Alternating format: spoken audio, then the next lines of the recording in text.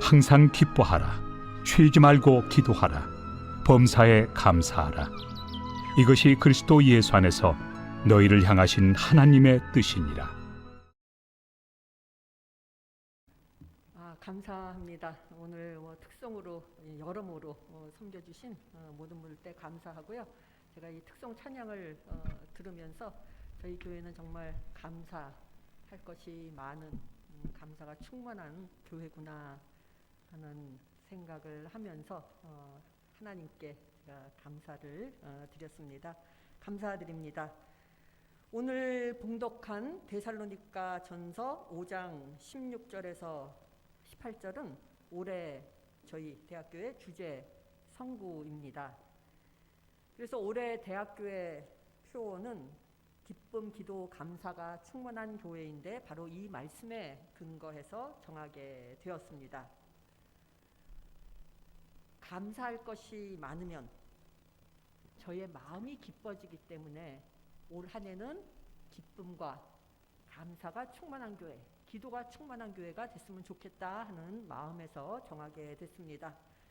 감사할 것이 많으면 저희 마음이 풍요로워지고 감사할 것이 많으면 저희 삶이 기쁨으로 충만해지게 됩니다. 오늘은 추수감사절 주일로 지켜지는 주일인데요. 이 추수감사절은 제가 1년 중 가장 좋아하는 날 중에 하나입니다. 왜냐하면 추수감사절에는 한 해를 돌이켜보면서 감사했던 일들에 대하여 생각하게 되고 감사했던 일들을 떠올리게 되면 제가 마음이 기뻐지기 때문입니다. 그래서 감사에 대하여 생각할 때마다 제 마음속에 떠오르는 한 사람이 있습니다. 페니 크로스비라는 19세기에 살았던 여성입니다. 저희들이 현재 사용하고 있는 찬송가가 있는데 이 찬송가에는 굉장히 많은 곡의 찬송 노래들이 실려 있습니다. 그런데 이 찬송가의 곡들 중에 가장 많은 곡을 작사, 작곡한 사람이 누군지 혹시 아시는지요? 제가 이렇게 이야기했으면 벌써 답은 다 나왔습니다. 바로 페니 크로스비라는 여성입니다. 언뜻 생각하기에 찬송가를 이처럼 많이 지었으니 이 여성은 매우 활발하고 왕성한 사회 활동을 하였을 것이라고 생각할지도 모르겠지만 이 페니 크로스비는 앞을 못 보는 시각장애인이었습니다. 그러나 이 페니 크로스비는 자신의 신체적 장애를 불평하면서 좌절하기보다는 그 가운데서도 자기가 다른 사람들에게 해줄 수 있는 것, 봉사할 수 있는 것이 무엇인가를 찾았고 그 결과 그의 생전에 무려 8,000여 편에 달하는 찬송시를 썼습니다.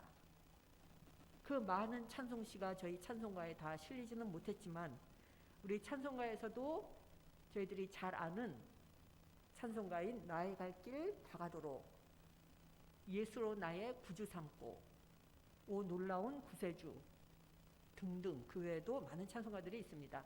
이 모든 찬송가가 바로 페니 크로스비가 작곡한 찬송가이고 이 페니 크로스비가 작곡한 찬송가는 저희 찬송가집에 23편이나 실려 있습니다. 이 페니 크로스비가 이렇게 말하였습니다. 나는 내가 가진 신체적인 장애를 하나님의 특별하신 섭리로 믿습니다. 이 괴로운 신체적인 조건은 성전의 기둥이 될 수 있는 거룩한 봉사의 계기가 되었습니다. 믿음으로 사는 사람은 불운을 불평하지 않고 행운을 창조하는 사람입니다. 이런 고백을 할 수 있는 나는 이 세상에서 가장 행복한 사람입니다. 저희들 살다 보면 받은 복이 무엇인가 하고 생각하면서 세어볼 때가 있습니다. 그런데 받은 복을 꼽아보라고 하면은 당장 머릿속에 떠오르는 것들은 이러한 것들일 것입니다. 남이 가지지 못한 것, 내가 가지고 있는 것 중에 남이 가지지 못한 것, 남의 눈에 띄게 내가 가지고 있는 것들, 시간적으로는 남의 눈에 내가 뜨이고 높임을 받았던 순간들에 대해서 생각할 것입니다. 그리고 그러한 것들이 복이라고 생각할 것입니다. 어떤 면에서는 맞는 말입니다. 그러나 힘든 시간도 주님께서 주신 복일 때가 있습니다. 내가 가진 한계와 도전도 주님께서 내려주신 복일 때가 있습니다. 그렇기 때문에 주님을 믿고 따르는 사람들은 힘든 시간을 불평하지 않고 그 시간을 감사히 여길 줄 압니다. 그 시간 동안 내가 성장하기 때문입니다. 자신이 가진 한계와 도전에 대해서도 감사할 줄 압니다. 한계란 다른 시각에서 보면 개선과 발전의 기회이기 때문입니다. 믿음의 사람들은 새로운 도전이 닥칠 때에도 감사할 수가 있습니다. 도전을 통해 힘과 인격이 길러지기 때문입니다. 심지어는 실수에 대해서도 감사의 조건을 찾습니다. 실수를 통해 귀중한 교훈을 얻게 되기 때문입니다. 그렇기 때문에 저희 모두는 실로 감사할 것들이 많은 그러한 것들을 가지고 있습니다. 감사는 바로 우리 앞에 있습니다. 그것도 한두 가지가 아니라 많이 있습니다. 그런데 우리가 그것을 깨닫지 못할 뿐이고 우리의 시선이 다른 곳을 향하고 있기 때문이고 우리가 듣고자 하는 것은 그러한 것들이 아니라 다른 것들을 듣고 싶기 때문입니다. 장미나무에는 가시가 있습니다. 그런데 세상에는 장미에 가시가 있음으로 인해 불평하는 사람들이 있습니다.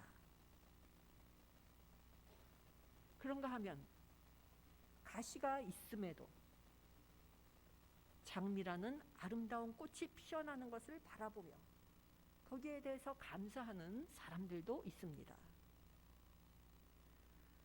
오늘 얻은 것이 별로 없기 때문에 불평하는 사람들이 있습니다. 그러나 오늘 조금이라도 얻은 것이 있음을 감사하는 사람들도 있습니다. 오늘 몸이 개운치 않기 때문에 불평하는 사람들이 있습니다. 그러나 오늘 몸을 움직일 수 있음을 감사하는 사람들도 있습니다. 저희의 삶 속에서 일어나는 모든 일들은 그렇기 때문에 감사의 조건이 될 수 있습니다. 삶 속에서 일어나는 일들을 이렇게 받아들일 때 우리들은 모든 일에 범사에 감사하게 됩니다. 그리고 감사의 눈으로 사물을 바라볼 때 우리는 삶에 깃들어 있는 좋은 것들, 예전에는 지나쳤던 그러한 좋은 것들을 비로소 알아보게 됩니다. 그리고 감사하게 됩니다. 그리고 그러한 것들을 알아보게 될 때 우리의 삶은 풍요로워집니다. 감사할 때 삶이 풍요로워집니다. 우리 모두는 행복을 추구하고 있습니다. 행복해지고 싶어 합니다. 행복한 삶을 영위하려면 무엇이 필요할까요? 많이 소유하면 행복할까요? 소득이 많으면 행복할까요? 남들이 부러워하는 것으로 몸을 잔뜩 치장하면 행복할까요? 남들보다 많이 소비할 수 있으면 행복할까요? 남들보다 많이 여행을 다니면서 남들이 가보지 못한 곳을 많이 다니면 행복할까요? 그러나 주님께서는 행복해지기를 원한다면 천국에 있는 것과 같은 삶을 살고 싶다면 어린아이와 같이 되라, 이렇게 말씀하십니다. 행복하기를 원한다면 어린아이와 같아져야 합니다. 어린아이들은 어떤가요? 특별한 이유가 없는데도 행복한 미소를 짓습니다. 모든 것이 마냥 좋기만 합니다. 주님께서는 저희들도 그렇게 되라고 말씀하십니다. 우리는 행복을 찾을 때 행복해지기 위한 조건을 찾습니다. 그러나 어떤 이유나 조건이 있어서 행복해진다면 곧 문제에 봉착하게 됩니다. 왜냐하면 행복의 선행 조건이 되는 그 이유나 조건이라는 것은 영원한 것이 아니라 언제든 사라질 수 있고, 그것이 사라질 때 나의 행복도 사라지게 되기 때문입니다.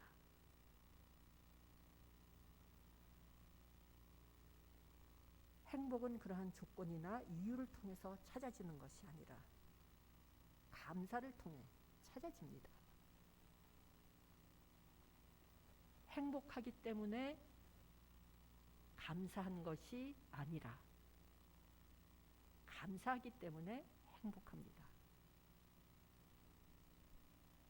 고린도후서 4장 15절에서 이렇게 말씀하고 있습니다.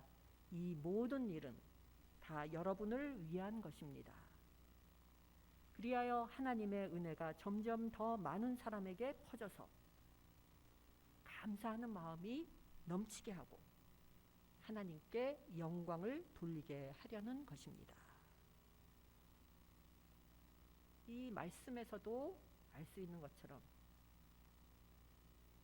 은혜가 있기 때문에 감사가 있는 것이 아니라 감사가 있기 때문에 은혜가 있었습니다.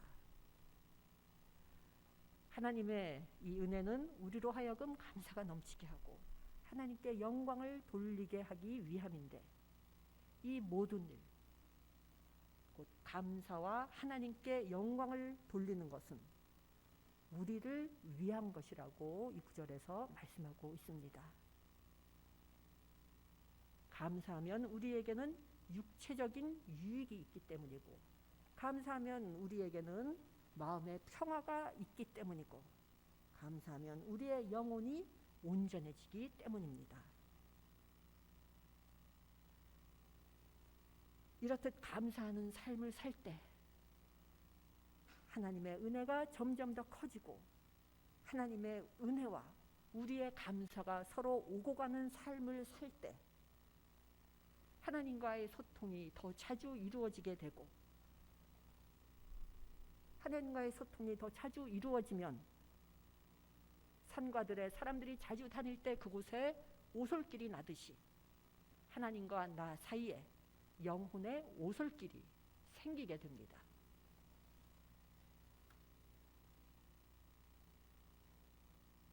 하나님과 수없이 오고 가고 사랑도 오고 가고 감사도 오고 가면은 이 영혼의 오솔길은 점점 더 커져서 영혼의 대로가 됩니다. 그리고 그 가운데 우리의 영혼이 온전해지고 아름다워집니다.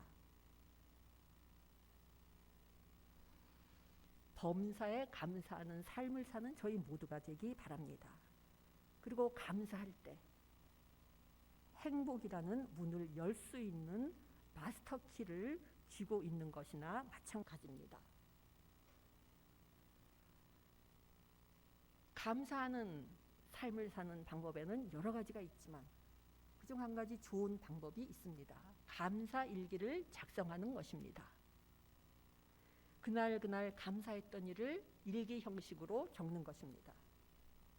감사 일기를 적게 되면 하루하루마다 감사 일기에 적을 만한 사건들과 순간들이 있음을 발견하게 됩니다. 그리고 저녁에 이 감사 일기를 적을 때 오늘도 감사할 일들이 이렇게 많았구나, 감사할 일들이 많았다는 사실로 인해 우리의 마음이 기뻐지고 행복을 느끼게 됩니다. 그리고 감사 일기를 적으면 적을수록 그날 일어났던 일 중에 감사했던 일들은 점점 더 많아지게 됩니다. 예전에는 감사하지 않았던 일들도 그 속에서 감사의 조건을 발견하기 때문입니다. 오늘은 추수감사절입니다. 추수감사절 기간 동안 저는 잠시 멈추어 서서 주님께서 부어주신 복들에 대해 생각해 보곤 합니다. 그리고 그 복들을 주신 주님께 감사를 드립니다. 감사해야 할 것이 많지만 살아가는 하루하루가 내가 당연히 누릴 권리가 아니라 이 하루조차도 하나님께서 나에게 주신 선물이요 은혜였음을 고백하게 됩니다. 제가 굉장히 아팠던 때가 있는데 그 전에는 이렇게 숨을 자유롭게 쉬고 걸을 수 있는 게 얼마나 감사한지를 몰랐습니다.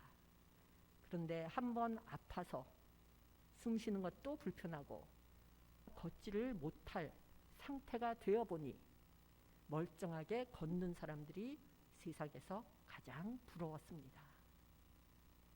그렇기 때문에 여기에 앉아있는 저희 모두는 감사할 것이 참으로 많은 사람들입니다. 이번 추수감사절 기간 동안 그리고 그 이후에도 감사로 호흡하시고 감사로 찬송하시고 감사를 연습하시고 감사를 훈련하시고 감사를 기도하면서 살아가시기 바랍니다. 그리하여 범사에 유익함을 얻으시고 복되고 기쁜 삶을 사는 저희 모두가 되기를 간절히 기원합니다. 기도드리시겠습니다.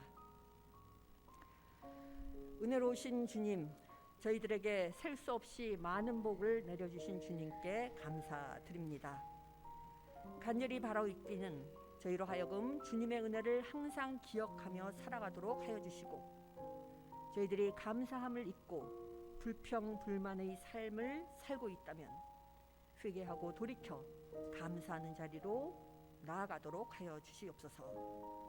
감사함을 실천하는 가운데 저희의 몸과 마음과 영혼과 다른 이들과의 관계가 온전해지게 하옵시고 저희의 삶이 받은 은혜를 감사하며 하나님께 영광 돌리는 삶이 되도록 도와주시옵소서.